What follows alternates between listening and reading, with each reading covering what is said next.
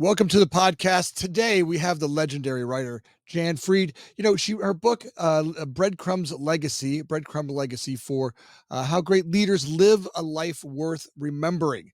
It's a book that I've read, and you guys see I have goosebumps. When I read a great book, you get how much I love great books, and this author Jann has done such a great job of great ideas all the way through the book, and it's an easy book to read. It's something you can read easily in a week, and it's a great book with lots of great information. Let's welcome Jann to the show. Jann, welcome. Thank you. I'm honored to be here. When I looked at the book Breadcrumb Legacy, right, it really did speak to me that in all the work I've done and all the beings that I've being, creating, like, what am I going to leave behind for people, and that's kind of a big idea. How did you get into that whole idea? Well, that's an interesting question because my previous book that came out in 2013 was called Leading with Wisdom, Sage Advice from 100 Experts. And I really interviewed 100 or actually more of the top thought leaders in the field of leadership. And some of these people have now passed on, but Warren Bennis and Jim Collins and Margaret Wheatley, and the list goes on. And one of the themes that emerged from all that research was that leaders live their legacy. That legacy really matters. And I found that that book really resonated, but particularly that chapter. So I was getting paid to do speeches, some keynotes, and some workshops on leadership legacy. So then I decided to do a deep dive into this, and I started this book, Breadcrumb Legacy. I started this in about 2018. And then, ironically, with the pandemic that no one could have predicted, um, all of a sudden death became front and center. And Okay. so people were thinking about, what do I want to do with my life? I mean, we have the great resignation, quiet quitting, people really of all ages looking for purpose and meaning. And so the book was really kind of a perfect storm, kind of came out at the right time. So I did this deep dive, interviewed more people, did more research, and really put together this whole idea of, what does it really mean to live a life worth remembering? And each chapter in my book is kind of a component of that, of that life. That's, to me, the gift of real consciousness, right? To being in a place where you start to really examine my life, not from the fears, anxiety, all the stuff that the shoulda, woulda, coulda be's of life, but really when I look at it and I get really, emotionally sober, right? Emotionally, I'm not run by my fears and anxieties, or I'm not run by my physical sobriety. When I can really look at life consciously and look and go, all right, what is it I want to be, right? What's the guy I want to be when I leave here? What would I, I've often heard, from some of the greatest books I've ever read, what would you like people to say about you at your funeral, right? What are they going to say, 6 months after you're gone, a year after you're gone, 10 years after you're gone? What will you have left behind? And I think you really do a great job of capturing the way to look and start to think about that. And I love the way you really start to frame that up, to start to look at how that could get created. Well, it's interesting that you asked that question because someone wrote a review on Amazon that, this book isn't really about dying, it's about living. That's right. And That's right. so, but in the book, I do have a chapter on dying. And actually, I did a TED talk in 2020 called Embracing Death, Seeing Life Through a Different Lens. And that can be found on YouTube. But where I talk about how I have, because my first career was as a college professor for 30 years. So undergraduate students, you typically age 20 to 22 is what I was teaching. And in my leadership course, one of the assignments is I would have students write their own eulogy. Now, I started doing this in about 2008. And at that time, eulogies and obituaries sounded different. Obituaries focused on doing, what has a person done, accomplishments, awards, and and eulogies focus more on being. What kind of person is that person, their character? Now they're sounding more and more alike. But I think it's really important because an 18 to 22 year olds are, like they haven't even thought about this. But my point is, if that's how you want to be remembered, then you need to start living your life like that right now. And the earlier you figure that out, the better off you are. Well, and some of that takes a little bit of, that self-awareness. It's the time to do it. There was periods in my life where I guess my real judgment would be that I didn't even look at that. I was just being, right? I was so selfish and self-centered. And part of that's just kind of discovery as a human being, right? Coming on this planet. I mean, we're now living in one of the most amazing times of the world to live in. And it's also overwhelming. I mean, like there's so much to do and so many things to have. And, 200 years ago, people died at 35, right? I mean, now we're living longer, we're living more, we have so much more access to things, we have so many more opportunities to have things. Now we start to look at a little bit overwhelms us, right? So it's kind of hard to see that. And, some of our character of those early years where character was such an important way of, who you were and what your family name was. And that's all you had, right? You didn't have all this other stuff.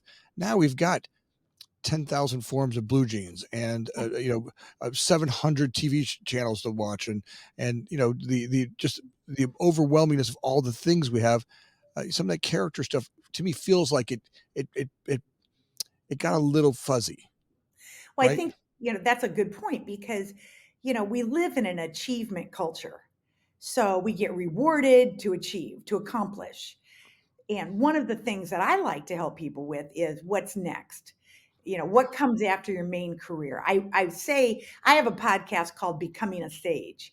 And one of the things that I say in the podcast is I'm out to retire, the word retirement, that we're not retiring, but we're moving on. And the question is, what are we moving on to? And it really takes time and intentional thought to plan that out. A lot of people, after their main career, which is what most people call retirement, um, they they really they don't know what to do. They just kind of are Yeah, lost yeah, because we're a kind of lot lost. of our identity is and our platform and how we introduce ourselves. People, the most common thing people ask you is, "Well, what do you do?" So if you don't do anything anymore, what do you do? Or who are you? And so I'm out to kind of help people figure out what is your identity. And so one of the things that I don't ask people what they do anymore, I say, well, what are you interested in? What are you passionate about? Because it doesn't matter your age, everybody seems to have an interest of something. And then that leads to more conversation. Yeah, it's right. Like you have, you know, the retirement age that people go through. I feel like they get to a place where they didn't achieve much. And the truth is, I feel like there's a little bit of disappointment, right? The guy that I look back and so I achieved whatever I achieved, but it's kind of empty and meaningless, right? I didn't get to have any of that character stuff, that any of that esteemable acts that let me feel, give me a sense of energy, that sense of purpose and meaning. A lot of just achieving dollars or getting through stuff leaves me feeling a little bit lifeless. I mean, a lot of it lifeless. And I think my judgment is a lot of people have gone through life and get to retirement and they're just so much full of maybe disappointment and frustration and maybe even a little shame that they should woulda shoulda coulda stuff in life, and now they feel too much, and the overwhelmingness of that puts them into depression, right, as Exactly, opposed. and we know depression's on the rise of people of all ages, which really goes back to my main point, Anthony, about breadcrumbs. That's right, there you If go. you get it in your head That's that right. every day you are leaving some of your legacy with every interaction, every meeting, every conversation, then you really live life more intentionally and you're reminded on a daily basis that every day matters, that I'm leaving breadcrumbs every day. I'm leaving some with you today and your audience, you're leaving some with me. And when you have that consciousness, you do live life differently and you think about it differently. Look, that's the beautiful thought right there. I'm going to go back.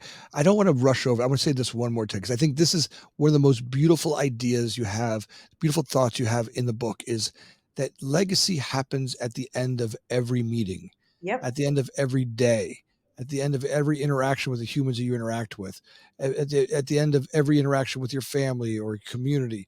That legacy happens there, not some building you build at the end of a building, at the end of a lifetime, or a monument that you have out there. Legacy happens in those day-to-day interactions that are really those places when you can look back over your life and do an assessment of your day and go, yeah, I left some nice breadcrumbs for people along the way Exactly, today, and exactly. feel pretty good.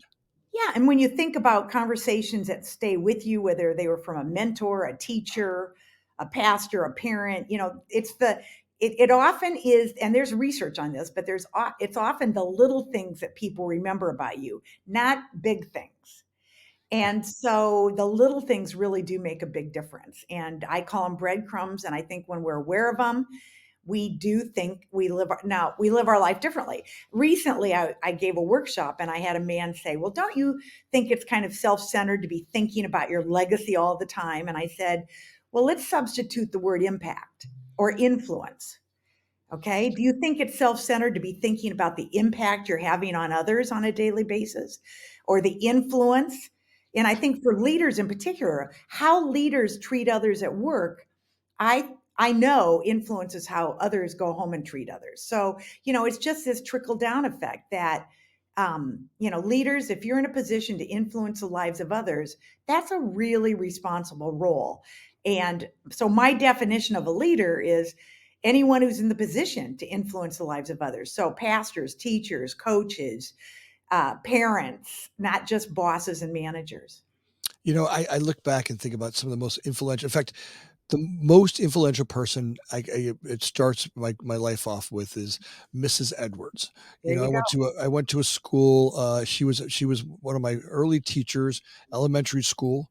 My mother worked really hard. She worked three jobs, and I'd oftentimes in the mornings find her asleep at a sewing machine. She would work all day in a job and then work all night, wait your tables, and come home and sew at night.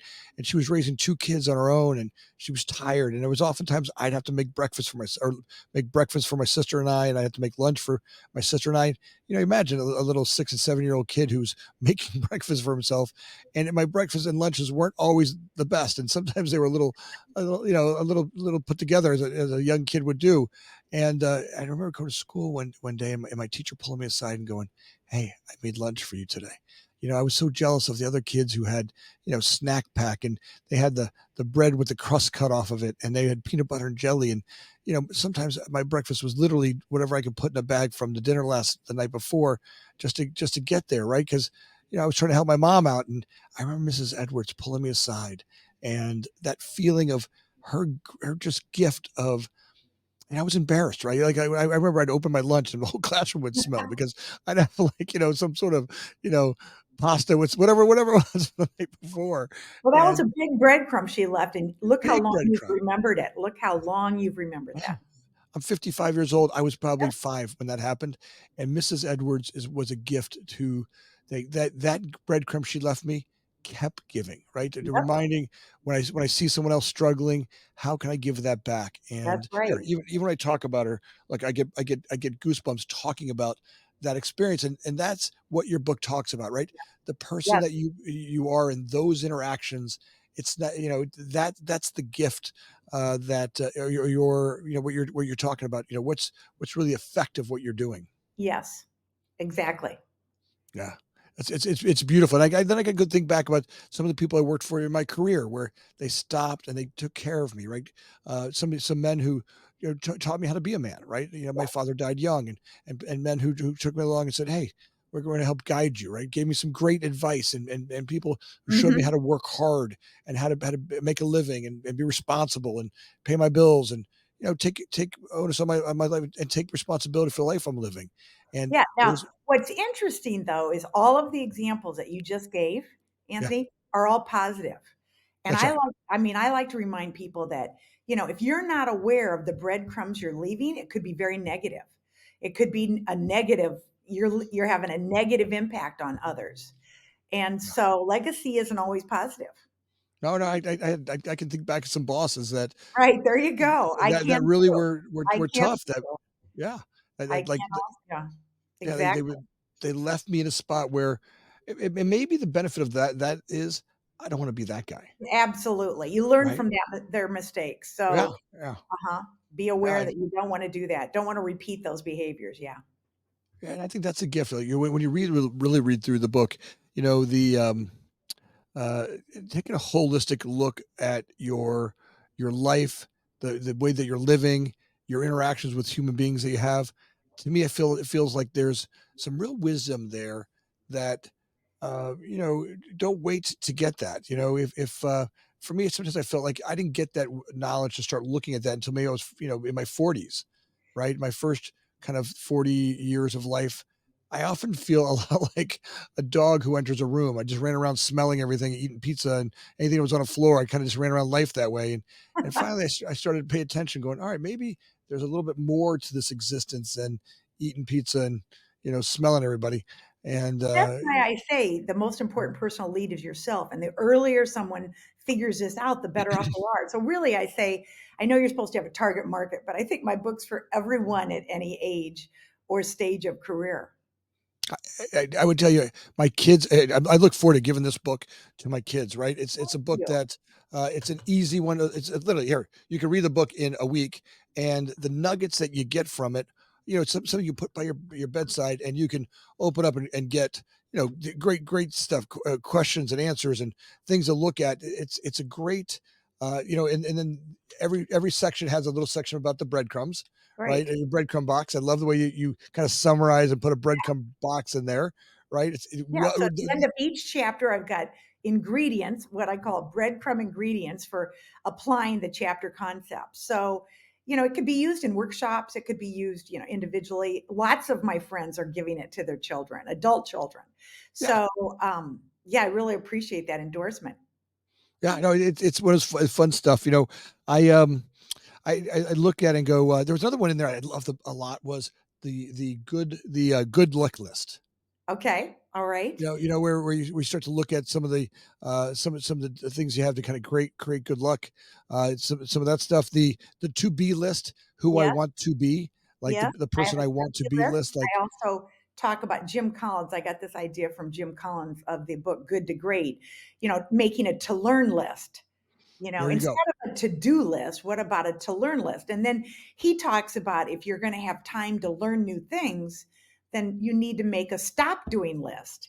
So, what are the things that you need to stop doing so that you can learn new things? So, there are lots of different ways to look at life, but I think it's just really important that time, you know, when we talk about legacy, we don't know when the end is. So, legacy is important to everyone at every age because we don't know when the end is. That's And Jimmy Buffett, did he think that was the end? No.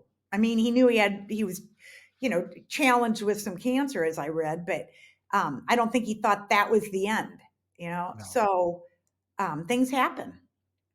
No, it's just it's a great idea. It's a beautiful thought to really bring this legacy into the day to day interactions that you have. Mhm. I really do honor you for the book you write. Talk to me about how many books have you written now? I've written two, as the last two books have been just I'm the sole author, and then I co-authored five other books. So talk to about So that experience. Like how did you?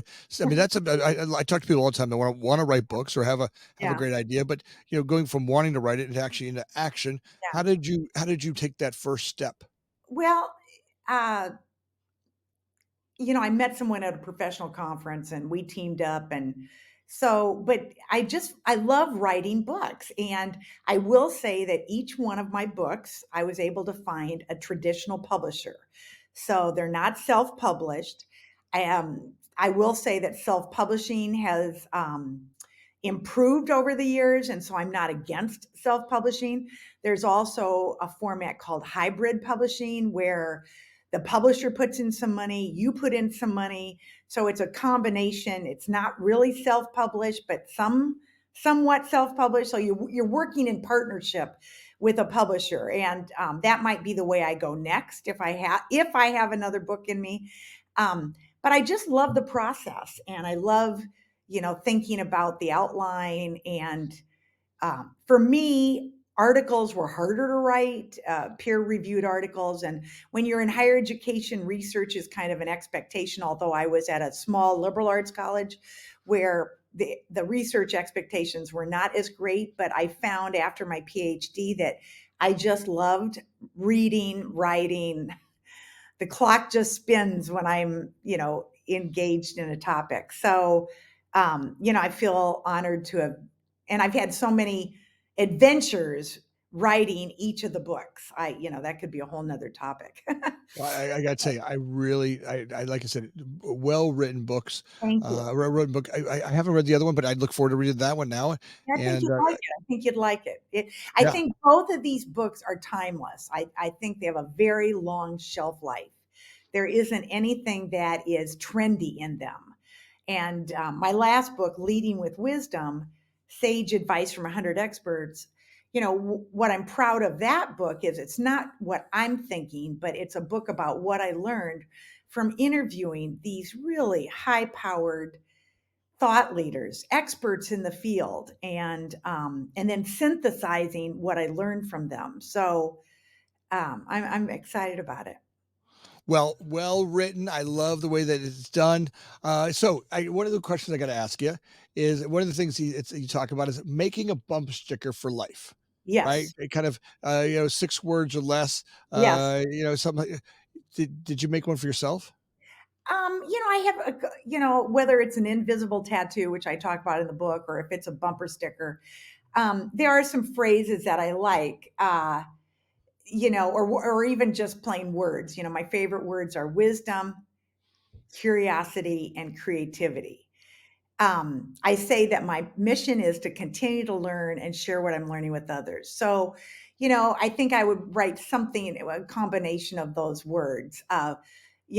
Stay curious might be one. I Because love. if you're curious, you're going to keep learning, you're going to seek wisdom, and you're probably going to apply creativity. So I would probably say stay curious. I got one that I've been thinking. I really want this written on my Okay. tombstone, and it's a Okay. couple. It's a couple curse words in it, so I'm not going to say it out on the podcast. But I've given my family every. If you ask anybody in my family exactly what I want written on my tombstone, I want it to They say know. it'll say used up MFers, right? Like this life was used up Yep. and well used, right? This is Yeah. that's the value I of. like that. I think there's a lot of us that are, we get stuck in this pattern of fear and anxiety and then numbing out. I certainly did, right? I spent a lot of my life on drugs and alcohol, and just my judgment was it's a lot of fear, right? So getting there and confusion and all that stuff kind of quiets the noise in my brain, and it did. But then all of a sudden it became Groundhog Day, living the same thing over and over again, and life stopped being an adventure. Yeah. And what's amazing about this planet is we're on the biggest, most beautiful place in the universe to live, and some of us are spending way too much time standing in front of a electronic tube, watching other people live, and not out there playing on this dance floor of life. It's such a beautiful opportunity to do that. And I watch folks like you that write these books that remind me to live a life that it's engaging, that it's in my everyday interactions, that every interaction I can leave a breadcrumb for others to live a beautiful life, and I can guide my fellow humans along in this path that we're all kind of there together. That there's this gift of having connectedness to each other, Yes, I and can tell you're awake. You are awake now. You are not sleepwalking through life, and too no, many people do that. So I yeah. think when we're aware, as you mentioned, you are awake, I'm awake, and we can make a difference. Absolutely, right? Really being a value, guiding each other. First of all, having grace for where everybody's at on their path, and then helping people come out of the darkness and go, "Hey, look, there's a really great place to go here. There's a really amazing life to live, and the abundance of it is we have today more than we've ever had. So as a society, I always laugh when I tell people, can you imagine what I would tell my great grandmother that I have to buy 12 muffins at Costco? I like the thought of if I had to tell my grandmother, I have to buy 12 head size muffins at Costco. I have to buy Okay. it. That Actually, she I have a funny story about that, Anthony, because when our kids were young, you had to bring treats to soccer games.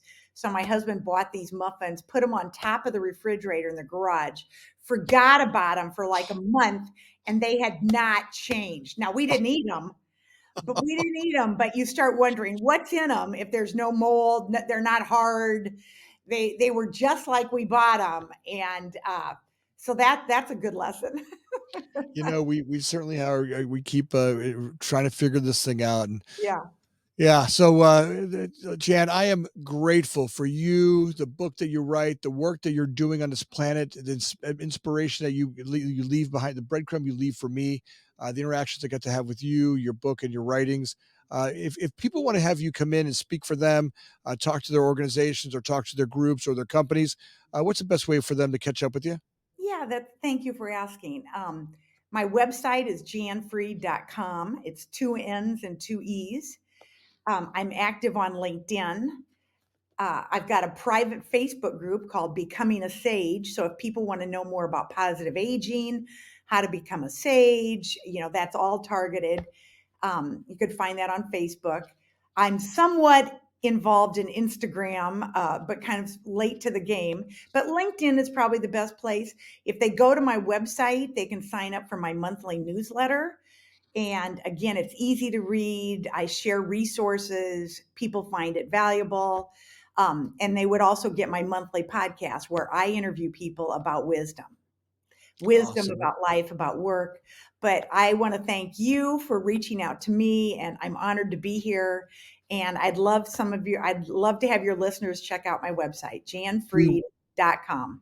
We'll make sure all those links are down below. All your social media links are in the description. Audience, if you can take a second right now and go connect up and check out her podcast Yeah. and check out her Facebook group.